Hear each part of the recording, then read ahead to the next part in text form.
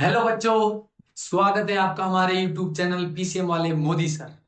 तो बेटा हमने केमिस्ट्री और फिजिक्स की सीरीज शुरू की है, जिसमें हमारे जो फिजिक्स में भी 4 या 5 लेक्चर हो चुके हैं और केमिस्ट्री में भी मेरे पास 5 या 6 लेक्चर हो चुके हैं। तो उसमें हमने जो लास्ट टाइम केमिस्ट्री में पढ़ा था, हमने क्या पढ़ा था बेटा? हमने पढ़ा था मॉलिक्यूलर फॉर्मूला और एम्पिरिकल फॉर्मूला के बारे में। ठीक है, उसमें हमने फॉर्मूले भी पढ़े थे कि मॉलिक्यूलर फॉर्मूला क्या होता है, एन इंटू एम्पिरिकल फॉर्मूला। और हमने मॉलिक्यूलर फॉर्मूला मास भी पढ़ा था, वो इक्वल टू होता है n into empirical formula mass. तो हमने डिटेल में वहां पे मॉलिक्यूलर फॉर्मूला और एम्पिरिकल फॉर्मूला को कवर कर लिया था। ठीक है, तो आज का जो हमारा नेक्स्ट टॉपिक आता है, हमारे पास आता है कंसंट्रेशन टर्म। क्या आता है मेरे पास? Concentration term, concentration terms. ठीक है, अब ये कंसंट्रेशन टर्म्स क्या होती है? हमारे पास जो सॉल्यूशन है, सॉल्यूशन किससे बनता है हमारे पास? याद रखना आपने चीज, जो सॉल्यूशन बनता है, सॉल्यूशन बनता है सॉल्यूट प्लस सॉल्वेंट्स। ठीक है, अब ये सॉल्यूट क्या होता है? सॉल्यूट हमेशा लेस अमाउंट में होगा। लेस अमाउंट में जो क्वांटिटी किसी सॉल्यूशन के अंदर प्रेजेंट है उसको क्या बोलेंगे? सॉल्यूट बोलेंगे। और सॉल्वेंट हमेशा किस में होगा? More amount, more amount. ठीक है, फॉर एग्जाम्पल जैसे हमारे पास शुगर को हम डिसॉल्व करते हैं वाटर में। ठीक है, तो शुगर की क्वांटिटी कम हम डिसॉल्व करते हैं, लेकिन उसमें वाटर की क्वांटिटी ज्यादा होती है। ठीक है बेटा, तो हमारे पास जो सॉल्यूट प्लस सॉल्वेंट है उससे मिलकर क्या बनता है? सॉल्यूशन बनता है। ठीक है, तो हमारे पास सॉल्यूट की क्वांटिटी हमेशा लेस अमाउंट में होती है और सॉल्वेंट हमेशा हमारे पास किसमें होता है? मोर अमाउंट में होता है। ठीक है, उससे मिलकर हमारे पास सॉल्यूशन बनता है। तो अब कंसंट्रेशन का मतलब है कि जिस ऐसी टर्म्स जिसमें हम कंसंट्रेशन को मेजर करते हैं, केमिस्ट्री की लैंग्वेज में बोले तो ऐसी टर्म जिसमें हम कंसंट्रेशन को मेजर कर सकते हैं। कंसंट्रेशन बिल्कुल स्मॉल अमाउंट, बिल्कुल लेस अमाउंट। ठीक है, तो अब मेरे पास जो कंसंट्रेशन टर्म आती है मेरे पास, इसमें जो मेरे पास कंसंट्रेशन टर्म आती है, सबसे पहली टर्म आती है मेरे पास, सबसे पहली आती है mass by mass, mass by mass percentage. दूसरी जो टर्म आती है मेरे पास, volume by volume, volume by volume percentage. तीसरी जो मेरे पास टर्म आती है, तीसरी आती है मास बाय वॉल्यूम परसेंटेज। इनको हम वन बाय वन डिस्कस करेंगे बेटा, अभी पहले आप लिख लो सारी। ठीक है, फोर्थ मेरे पास क्या आती है? मेरे पास फोर्थ में आता है मेरे पास मोल फ्रैक्शन। क्या आता है मेरे पास? Mole fraction. इसको डिनोट करते हैं किससे? ईटा से।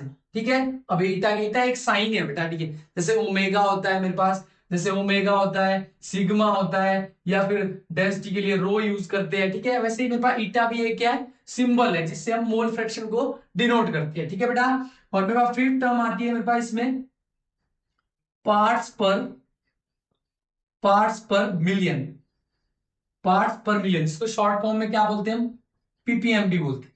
ठीक है बेटा, उसके बाद मेरे पास जो सिक्स टर्म आती है मेरे पास, वो आती है पार्ट्स पर बिलियन, पार्ट्स पर बिलियन।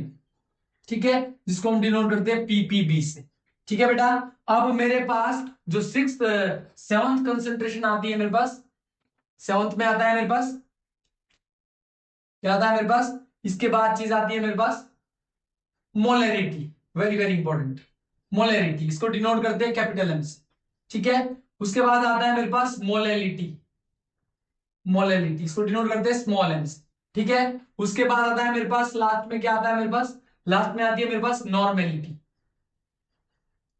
नॉर्मेलिटी इसको डिनोट करते हैं कैपिटल एन से।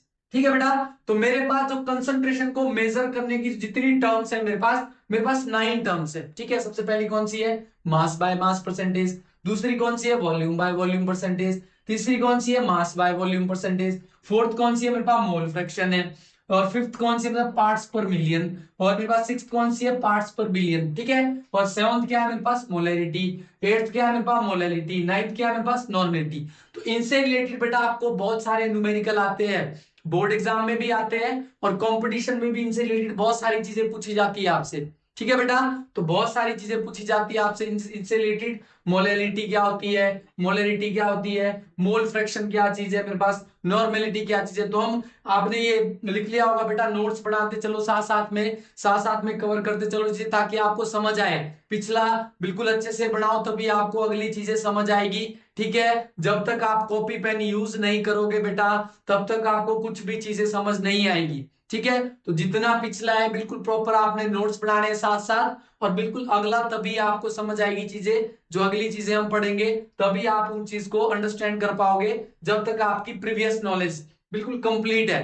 बोलते हैं ना बेटा, आगे बढ़ने से पहले आपको पिछली चीजों को भी ध्यान में रखना होता है। ठीक है, तो वैसे ही आपको जब तक आपने आगे चलना है, आगे जो चीजें आपने पढ़नी है, उसके लिए आपको पहले प्रीवियस नॉलेज होनी चाहिए, पिछली टर्म याद होनी चाहिए। ठीक है, वैसे ही जो हमारे पास क्लासेस भी डिवाइड है, पहले फर्स्ट में जाता है, सेकंड में, थर्ड में, फोर्थ में, तो थोड़ा धीरे धीरे ना वहां पे लेवल बढ़ जाता है। ठीक है, आप 10th करके आ चुके तो प्लस 1 में थोड़ा सा लेवल इंक्रीज हो गया, चीजें वही आती है मेरे पास, लेकिन वो बहुत ज्यादा डिफाइंड होती है ऐसे अपर क्लासेस में। ठीक है, तो जैसे क्लासेस डिफाइंड है ना बेटा, वैसे ही आपने हर एक टॉपिक, अगला टॉपिक समझने से पहले आपने क्या करना है, पिछला टॉपिक अंडरस्टैंड करना है अच्छे से, तभी आपको अगला टॉपिक क्या आएगा, समझ आएगा, तभी आप उसको अच्छे से अंडरस्टैंड कर पाओगे। ठीक है, अब हम इनको वन बाय वन डिस्कस करेंगे। सबसे पहले मेरे पास क्या आता है, मास बाय मास परसेंटेज। सबसे पहले मेरे पास क्या आता है, फर्स्ट टर्म क्या थी मेरे पास, मास बाय मास परसेंट। अब ये चीज क्या होती है, जो मेरे पास मास बाय मास परसेंटेज का फॉर्मूला होता है, वो क्या होता है मेरे पास, mass of solute, mass of solute upon mass of solution, mass of solution multiply by 100। ठीक है, तो यहां से मेरे पास मास बाय मास परसेंटेज आ जाएगी मेरे पास। ठीक है, अब अगर मैं बात करूं बेटा, फॉर एग्जांपल की अगर मैं बात करूं, तो मान लो मेरे पास एग्जांपल क्या आ जाए कि 10 ग्राम NaCl is present in 10 gram NaCl is present in 100 ml solution, 100 ml solution, then find mass by mass percentage if if the density if the density of if the density of solution is 1.2 ग्राम पर ml।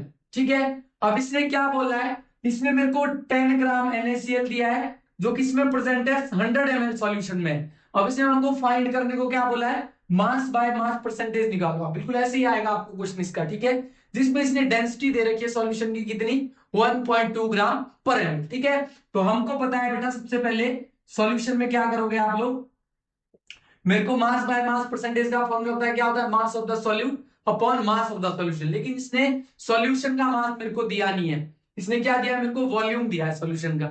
ठीक है, तो सबसे पहले मेरे को पता है बेटा, डेंसिटी क्या होती है, डेंसिटी होती है मेरे पास मास अपॉन वॉल्यूम। ठीक है, सॉल्यूट का मास तो इसने दे रखा है मेरे पास, मास ऑफ सॉल्यूट कितना है मेरे पास, 10 ग्राम दिया हुआ है। ठीक है, तो डेंसिटी बराबर क्या होती है, मास अपॉन वॉल्यूम। यहां से मास बराबर हो जाएगा, क्या हो जाएगा, डेंसिटी इंटू वॉल्यूम। होगा कि नहीं होगा, देखो यहां से अगर मास में निकालू तो क्या हो जाएगा, डेंसिटी इंटू वॉल्यूम होगा। ठीक है, तो अब अगर मैं यहां से इस सॉल्यूशन का मेरे को मास निकालना है, सॉल्यूशन, क्योंकि मास ऑफ सॉल्यूट तो मेरे को दे रखा है, 10 ग्राम दिया इसने, NaCl सॉल्यूट है मेरे पास। ठीक है, जो लेस क्वांटिटी में होता है वो मेरे पास सॉल्यूट होता है, और जो मेरे पास लार्ज क्वांटिटी में कोई चीज होती है तो मेरे पास क्या होता है, सॉल्वेंट होता है, तो उनसे मिलके मेरे पास सॉल्यूशन बना है। ठीक है, तो बेटा यहाँ पे देखना ध्यान से, मेरे पास यहां से मास बराबर डेंसिटी कितनी दी है, 1.2 ग्राम पर ml, ये चीज दे रखी है, मल्टीप्लाई वॉल्यूम कितना दिया है मेरे पास, 100 ml, 100 ml दिया है, तो ml से ml हो जाएगा बेटा कैंसिल। ठीक है, यहां से अगर मेरे को मास निकालना है तो बराबर, अगर इसका मैं पॉइंट हटा दूं, मेरे पास क्या आएगा, 12/10, मल्टीप्लाई में 100 है मेरे पास, एक जीरो से एक जीरो कैंसिल। अब इसको मल्टीप्लाई करूं मैं तो मेरे पास कितना आएगा, 12 को 10 से मल्टीप्लाई कितना आएगा, 120 ग्राम। ये आ गया मेरे पास मास किसका, सॉल्यूशन का, मैंने मास निकाल दिया है। ठीक है, तो मेरे पास सॉल्यूशन का मास आ गया मेरे पास। अब मेरे को क्या निकालना है, अब मेरे को निकालना है मास बाय मास परसेंटेज। ठीक है, मेरे को क्या निकालनी है बेटा, मास बाय मास परसेंटेज, इसने मेरे को फाइंड करने के लिए बोला है यहाँ पे, ठीक है। तो जो मेरे पास मास बाय मास परसेंटेज आएगी, क्या होता था formula, mass of the solute, solute का मास कितना है 10 ग्राम मेरे पास, upon mass of the solution जो मैंने यहां से निकाल दिया, ये डेंसिटी का फॉर्मूला है बेटा, याद रखना आपने। डेंसिटी बराबर होती है मास पर यूनिट वैल्यू वॉल्यूम, ठीक है। और डेंसिटी क्या होती है, डेंसिटी घनत्व, ठीक है। जितना किसी चीज के अंदर मास प्रेजेंट है पर यूनिट वॉल्यूम, उसको क्या बोलते हैं हम, डेंसिटी बोलते हैं, ठीक है। तो यहाँ से 10 ग्राम तो मेरे पास सॉल्यूट का मास दे रखा है मेरे को यहाँ पे, ठीक है। अब मेरे पास मैंने मास सॉल्यूशन का निकाल दिया, कितना है मेरे पास 120 ग्राम, ये वाला फॉर्मूला यूज करके, डेंसिटी का फॉर्मूला यूज करके, ठीक है। अब मेरे पास मास कितना है 120 ग्राम, मल्टीप्लाई कर दूंगा किससे 100 से, क्योंकि मास बाय मास परसेंटेज निकालना है। कोई भी चीज अगर मेरे को परसेंटेज निकालना तो मल्टीप्लाई किससे करते हैं हम, 100 से करते हैं, ठीक है। अब देखो बेटा, ये 0 से 0 कैंसिल हो गया, ग्राम से ग्राम कैंसिल हो गया मेरे पास, ठीक है। और मेरे पास अगर मैं इसको सॉल्व कर दूं कितना आएगा, 2 5 जा 10, 2 6 जा 12, ये चीज आएगी मेरे पास, ठीक है। अब अगर मैं इसको मल्टीप्लाई कर दूं तो कितना आएगा मेरे पास, ये आ जाएगा मेरे पास 50/6, ये चीज आएगी। फिर से ये 2 से जा रहा है, 2 3 जा 6, ये जाएगा 25 से। अगर मैं फिर से इसको अगर सॉल्व करूं तो कितना आएगा मेरे पास, ये आएगा मेरे पास 8.33 परसेंटेज, ये चीज आएगी मेरे। अगर आप 3 को 25 को डिवाइड करोगे 3 से तो मेरे पास ये चीज आती है 8.33%। ट्राई कर लेना आपने ये चीज, ठीक है। छोटी मोटी कैलकुलेशन करनी है आपने और बिल्कुल अच्छे से, बिल्कुल ऐसा क्वेश्चन आएगा आपको देखने को मिलेगा, ठीक है। तो आपको मैं उम्मीद करता हूं कि आपको मास बाय मास परसेंटेज बिल्कुल अच्छे से क्लियर हो चुका होगा। जैसे भी जितने भी क्वेश्चन है आपकी बुक्स में क्वेश्चन है, आपने उनको रिवाइज करना है अच्छे से, उनकी प्रैक्टिस करते जाओ, क्योंकि बेटा विदाउट प्रैक्टिस तो कुछ नहीं हो सकता है, because practice makes man perfect, ठीक है। बिना प्रैक्टिस के आप कुछ भी नहीं कर पाओगे, ठीक है। जब तक जितनी ज्यादा प्रैक्टिस करोगे उतने ज्यादा आप एफिशिएंट होते जाओगे उसमें, उतनी ज्यादा आपकी प्रोफिशिएंसी बनती जाएगी उसमें, जितनी ज्यादा प्रैक्टिस करोगे। अगर प्रैक्टिस नहीं करोगे तो आपको कुछ भी चीजें अंडरस्टैंड नहीं होगी, ठीक है। तो आपने घर में जाके बिल्कुल पेन की बिल्कुल घिसाई करनी है कॉपी के साथ, ठीक है। तो पेन पकड़ना है अच्छे से और बिल्कुल प्रॉपर तरीके से आप प्रैक्टिस करते जाओ, तभी आपको ये चीजें अंडरस्टैंड होगी, अदरवाइज आपको ये कॉन्सेप्ट क्लियर नहीं होता जाएगा, ठीक है। और प्रॉपर नोट्स बढ़ाते जाओ, पीछे से अंडरस्टैंड करते जाओ, चीजें आगे बढ़ते जाओ मेरे साथ, ठीक है। तो उम्मीद करता हूं कि मास बाय मास परसेंटेज आपको क्लियर हो चुका होगा। अब दूसरी जो मेरे पास कंसंट्रेशन टर्म थी मेरे पास, सेकंड थी मेरे पास वॉल्यूम बाय वॉल्यूम परसेंटेज, क्या था मेरे पास, वॉल्यूम बाय वॉल्यूम परसेंटेज। दूसरी जो कंसंट्रेशन टर्म थी मेरे पास वॉल्यूम बाय वॉल्यूम परसेंटेज, ठीक है। इसका फॉर्मूला क्या होता है आपने नोट करके देना, क्या होता है, volume of solute, volume of solute upon volume of solution, volume of solution multiply by 100, ठीक है। अब आपको कोई सा भी किसी भी एग्जांपल में आपको वॉल्यूम दिया होगा सॉल्यूट का और सॉल्यूशन का वॉल्यूम दिया होगा, फिर पूछेगा कि वॉल्यूम बाय वॉल्यूम परसेंटेज निकालो, तो आप इस फॉर्मूले का यूज करके आप वहां पे वॉल्यूम बाय वॉल्यूम परसेंटेज निकाल सकते हो। इस फॉर्मूले को बिल्कुल अच्छे से माइंड पे बिठा के रखना है आपने। तीसरी जो मेरे पास कंसंट्रेशन टर्म थी क्या थी, मास, मास बाय वॉल्यूम परसेंटेज। ये थोड़ी इंपॉर्टेंट हो जाती है हमारे लिए, ठीक है, क्योंकि मैक्सिमम क्वेश्चन या तो इसमें से पूछेगा या फिर और हमारे पास जो आगे नेक्स्ट टर्म आएगी उससे मोल फ्रैक्शन आएगा, हमारे पास मोलैरिटी आएगी, मोलैलिटी आएगी, नॉर्मेलिटी आएगी, तो मैक्सिमम क्वेश्चन उसमें से पूछता है, इसमें से बहुत कम क्वेश्चन पूछता है, लेकिन आपको ये चीजें माइंड पे बिठा के तो रखनी है, ठीक है। तो जो मास बाय वॉल्यूम परसेंटेज होता है मेरे पास, इसका जो फॉर्मूला होता है इसका होता है mass of solute upon volume of solution multiply by 100, ये होता है इसका फॉर्मूला, ठीक है। अब एग्जांपल लेके चलो, फॉर एग्जांपल मेरे पास क्या है, 40 ग्राम इथाइल एल्कोहल, 40 ग्राम क्या है मेरे पास, इथाइल एल्कोहल, शराब, एल्कोहल, ठीक है, एल्कोहल है बेटा ये, ठीक है। तो मेरा 40 gram alcohol dissolve in 500 ml solution, dissolve in 500 ml solution, then find mass by volume percentage. अब ये क्वेश्चन दे दिया इसने कि इसने क्या किया, 40 ग्राम जो मेरे पास इथाइल एल्कोहल है उसको डिसॉल्व कर दिया इसमें 500 ml सॉल्यूशन में। अब इसने क्या बोला है कि मास बाय वॉल्यूम परसेंटेज निकालो आप, ठीक है। तो अगर मैं मास बाय वॉल्यूम परसेंटेज निकालूं तो मेरे पास क्या आ जाएगा, मेरे पास क्या आ जाएगा, देखो मास बाय वॉल्यूम परसेंटेज निकालना है मेरे को। देखो मास ऑफ सॉल्यूट, सॉल्यूट का मास कितना दिया है मेरे को 40 ग्राम अपॉन, अब क्या निकालना है मेरे को, वॉल्यूम ऑफ सॉल्यूशन। वॉल्यूम इसने सॉल्यूशन का दे रखा है, कितना दिया है 500 ml, और मल्टीप्लाई कर दो किससे 100 से। फॉर्मूला यही बोलता है मेरे पास। और देखो यहां से 2 0 से 2 0 कैंसिल होगी, ये जाएगा मेरे पास किससे 8 से जाएगा, तो मेरे पास कितना आ गया 8 ग्राम पर ml। ये आ गया मेरे पास मास बाय वॉल्यूम परसेंटेज। अब कभी कभी यूनिट पूछ लेता है तो मास की यूनिट क्या ग्राम और वॉल्यूम की ml, तो इसकी मास बाय वॉल्यूम परसेंटेज की यूनिट क्या हो जाएगी ग्राम पर ml, ठीक है। तो मेरे पास आपको उम्मीद करता हूं कि आपको ये क्वेश्चन भी इससे क्लियर हो चुका होगा, मास बाय वॉल्यूम परसेंटेज भी आपको क्लियर हो चुकी होगी, ठीक है। इसके बाद जो मेरे पास फोर्थ टर्म आती है, मेरे पास जो मेरे पास कंसंट्रेशन टर्म में जो मेरे पास फोर्थ टर्म आती है वो है मेरे पास mole fraction. Very very important, इससे आपको क्वेश्चन देखने को मिलेंगे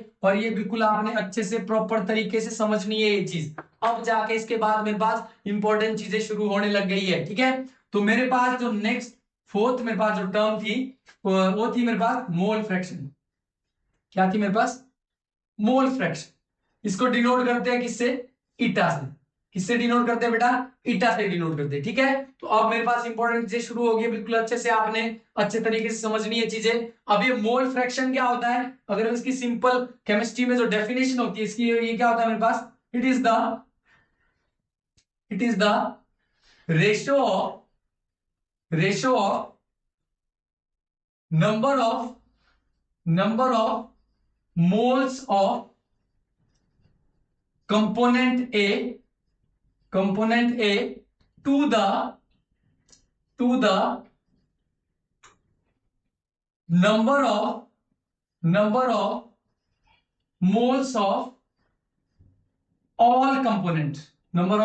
of all components, ठीक है। सिंपल डेफिनेशन, ठीक है। अब इसको एग्जांपल से बिल्कुल अच्छे तरीके से आपने समझना है। इसका मतलब है कि मोल फ्रैक्शन क्या होगा मेरे पास, मतलब अब एग्जांपल ले लो सिंपल की लेट, मेरे पास क्या है, मेरे पास एक सॉल्यूट है, मेरे पास क्या एक सॉल्यूट है और एक क्या है मेरे पास सॉल्वेंट, ठीक है। सॉल्यूट को मैं मान रहा हूं ए, सॉल्वेंट को क्या मान रहा हूं मैं बी मान, ठीक है। तो अब मैं अगर मैं बात करूं तो मेरे पास मान लो Na क्या है, Na बराबर है number of moles of solute, और मेरे पास Nb क्या है, number of moles of solvent, ठीक है। मेरे पास Nb क्या है, number of moles of solvent. तो अगर मेरे को मोल फ्रैक्शन निकालना है, दो अलग अलग फॉर्मूले निकलेंगे इसके। अगर मेरे को बेटा मोल फ्रैक्शन निकालना है सॉल्यूट का, मैं क्या लिख रहा हूं, eta mole fraction of solute. Solute को मैंने रिप्रेजेंट किससे किया है, ए से। तो फॉर्मूला क्या बनेगा मेरे पास, number of moles of solute, ठीक है। क्या आएगा मेरे पास, number of moles of solute, जिसको मैंने डिनोट किया है किससे, ए से। क्या है नंबर ऑफ मोल्स, क्या है Na है मेरे पास, ठीक है। तो Na अपॉन में क्या आ जाएगा मेरे पास, total number of moles, total number of मतलब ऑल मोल्स जितने प्रेजेंट है इसमें, टोटल नंबर ऑफ मोल्स कितने हैं मेरे पास, सॉल्यूट प्लस सॉल्वेंट मिलके क्या बनाते हैं, सॉल्यूशन बनाते हैं। तो टोटल नंबर ऑफ मोल्स मतलब Na plus Nb, number of moles of solute और नंबर ऑफ मोल्स ऑफ किसके, सॉल्वेंट के, ठीक है। यही तो मेरे पास टोटल, मैंने सॉल्यूट और सॉल्वेंट लिया, इनसे मिलके तो मेरे पास सॉल्यूशन बनता है, ठीक है। तो मेरे पास जो मोल फ्रैक्शन निकालने का फॉर्मूला है, अगर मेरे को सॉल्यूट के लिए निकालना है, ए कंपोनेंट के लिए निकालना है, ए कंपोनेंट पहला कंपोनेंट क्या है मेरे पास सॉल्यूट है, दूसरा कंपोनेंट क्या है मेरे पास सॉल्वेंट है, ठीक है। तो अगर मेरे को सॉल्यूट में मोल फ्रैक्शन निकालना है तो number of moles of solute upon total number of moles, जितने इस सॉल्यूशन के अंदर टोटल नंबर ऑफ मोल्स क्या है, सॉल्यूट और सॉल्वेंट को जोड़ के तो मेरे पास टोटल नंबर ऑफ मोल्स आएंगे, ठीक है। अगर ऐसे ही मेरे से पूछता है, क्या पूछता है, अगर मेरे पास पूछता है कि मोल फ्रैक्शन आप किसका निकालो, सॉल्वेंट का निकालो। सॉल्वेंट को मैंने डिनोट किससे किया था, बी से किया था डिनोट, ठीक है। तो यहाँ पे क्या आएगा कि number of moles of solvent आएंगे ऊपर, ठीक है। Number of moles of solvent, B से डिनोट क्या है, टोटल नंबर ऑफ मोल्स कितने हैं मेरे पास Na प्लस Nb, ठीक है। तो ये बढ़ गया दूसरा फॉर्मूला किसका, मोल फ्रैक्शन का। ये पहला फॉर्मूला था, ये दूसरा फॉर्मूला था, ठीक है। तो उम्मीद करता हूं आपको मोल फ्रैक्शन समझ आ गया होगा, फॉर्मूला समझ आ गया होगा, ठीक है। अब इसका एक एग्जांपल लेके चलते हैं, फिर आपको ज्यादा क्लियर हो जाएगी ये चीज, ठीक है। तो आपने बिल्कुल फॉर्मूला नोट कर देना अच्छे से, और अच्छे से आपने याद रखनी है चीज, ठीक है। अब जैसे मैं एग्जांपल ले लूं एक,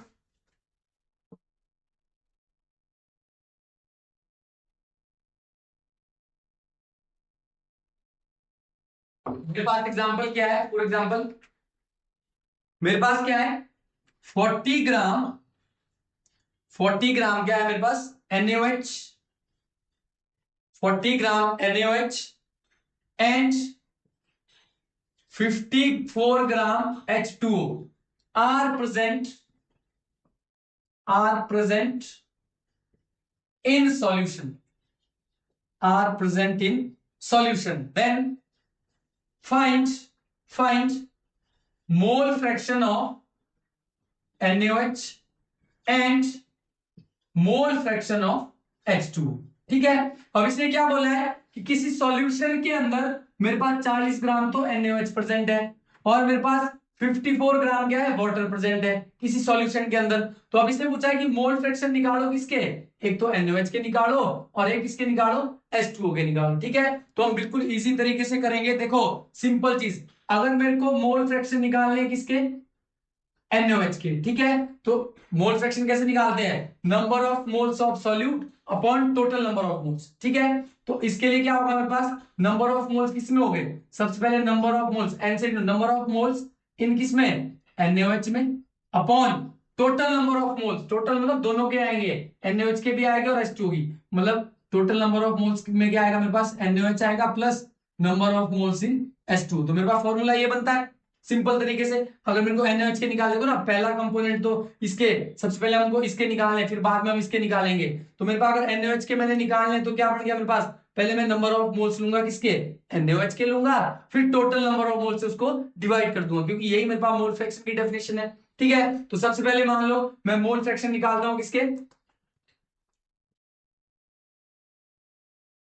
मैं मोल फ्रैक्शन निकालता हूं सबसे पहले NaOH के, ठीक है। तो नंबर ऑफ मोल्स का फॉर्मूला क्या होता था, अब तक तो आपको माइंड में याद भी हो चुका हो, क्या होता था, given mass upon molecular mass, ठीक है। तो गिवन मास कितना दिया है मेरे पास, 40 ग्राम दिया है NaOH का, अपॉन अब इसका मॉलिक्यूलर मास निकालो, क्या होता है मेरे पास, NaOH का कैसे निकलेगा, देखो मैंने बोला था कि सोडियम का आपने क्या रखना, मॉलिक्यूलर मास याद रखना है, कितना होता है सोडियम का 23।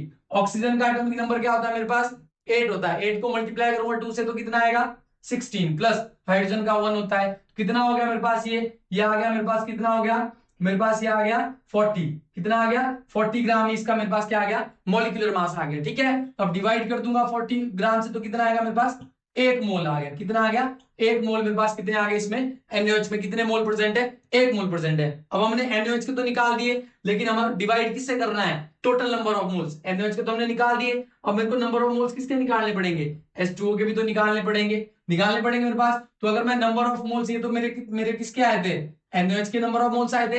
अब अगर मेरे को नंबर ऑफ मोल्स निकालने किसके, H2O के निकालने, तो इसने गिवन मास कितना दिया है मेरे पास 54 ग्राम दिया है, ठीक है, अपॉन अब इसका भी मॉलिक्यूलर मास निकालना पड़ेगा H2O का, तो क्या आएगा मेरे पास, देखो यहाँ पे सिंपल चीज, H2O हाइड्रोजन का क्या होता है मेरे पास 1 AMU होता है, तो 1 को अगर मल्टीप्लाई करूंगा 2 से तो कितना आएगा 2 आएगा मेरे पास, प्लस ऑक्सीजन का एटॉमिक नंबर क्या होता है 8 होता है, 8 को मल्टीप्लाई करूंगा 2 से तो कितना आएगा मेरे पास 16, तो कितना आया 8 ग्राम इसका मॉलिक्यूलर मास आ गया मेरे पास, ठीक है। तो 8 ग्राम मेरे पास अगर मॉलिक्यूलर मास आ गया, अगर इसको डिवाइड कर दूं मैं तो कितना आएगा 18 3 कितना होता है 54, तो मेरे पास कितने आ गए 3 मोल आ गए, ठीक है। तो मेरे पास टोटल मोल कितने बचे मेरे पास, टोटल मोल कितने बने मेरे पास, टोटल मोल सॉल्यूशन में कितने हैं मेरे पास 1 प्लस 3 कितने हैं 4 मोल मेरे पास टोटल है, ठीक है। अब मेरे को सबसे पहले NaOH के फाइंड करने को बोला है, तो अगर मैं NaOH के निकालूं मोल फ्रैक्शन ऑफ NaOH बराबर हो जाएगा,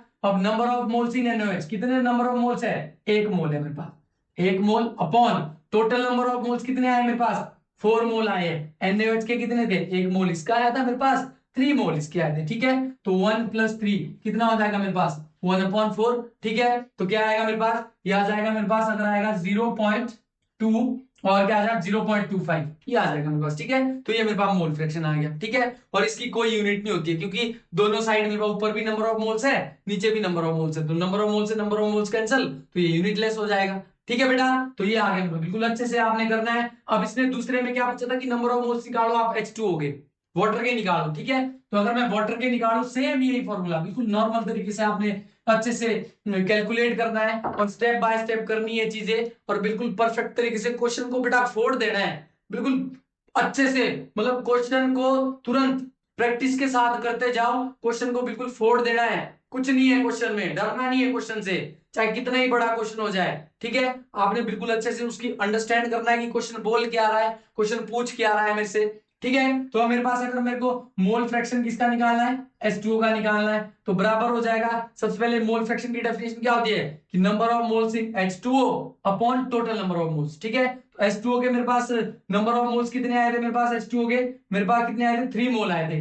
इससे पहले कैलकुलेट किया, मेरे पास H2O में नंबर ऑफ मोल्स कितने आए थे, मेरे पास 3 मोल आए थे। ठीक है, तो मेरे पास H2O के कितने मोल है, मेरे पास 3, और टोटल नंबर ऑफ मोल्स कितने मेरे पास 4 है मेरे पास। ठीक है, अब इसको अगर डिवाइड करूंगा तो कितना आएगा मेरे पास 0 पॉइंट कितना आएगा मेरे पास 7, और कितना आ जाएगा मेरे पास 0.75, ये चीज आ जाएगी मेरे पास। तो ये आ गया मेरे पास नंबर ऑफ मोल्स, किसमें H2O में भी आ गया मेरे पास। ठीक है, तो ऐसे बहुत सारे क्वेश्चन आपको मिल जाएंगे, अपनी बुक्स में भी मिल जाएंगे। और जब ये चैप्टर खत्म होगा उसके बाद मैं जो MCQ सीरीज आएगी हमारी, जो न्यूमेरिकल सीरीज आएगी, उसमें हम फिर से डिस्कस करेंगे ये सारी चीजें बिल्कुल अच्छे से। एक उसमें क्वेश्चनिंग ही करेंगे हम, और बिल्कुल वहां पे आपका कॉन्सेप्ट और ज्यादा क्लियर हो जाएगा। लेकिन आपने यहाँ पे एक छोटे से जो एग्जांपल दे रहा हूं मैं, उनको अच्छे से नोट करना है अपने पास, और अच्छे से आपने कॉन्सेप्ट को समझना है। क्योंकि बेटा रट्टे से कुछ नहीं होगा, जितना ज्यादा रट्टा मारोगे आप, एग्जाम तो आप पास कर लोगे रट्टे मार के एक दिन, लेकिन जो कॉन्सेप्ट होते हैं कंपटीशन में, क्या लगता है कंपटीशन तुम्हारे को